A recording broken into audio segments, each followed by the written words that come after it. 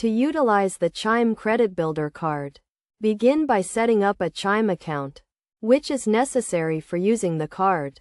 Ensure you have direct deposit enabled in your Chime account, with a minimum of $200 deposited within 45 days of opening the account. Once this is done, transfer the funds to the Credit Builder account. This transfer will serve as your card's spending limit. Next, activate the card upon receiving it, either through the Chime app or website.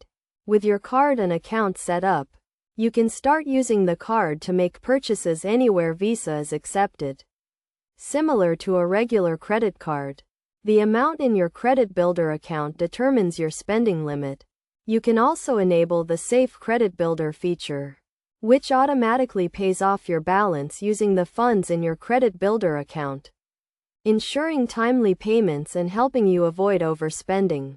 To build credit, it's essential to make consistent, on-time payments, as Chime reports your payment activity to the 3 major credit bureaus: Experian, Equifax, and TransUnion. While Chime doesn't report credit utilization rates, maintaining moderate spending habits is still crucial for long-term financial health.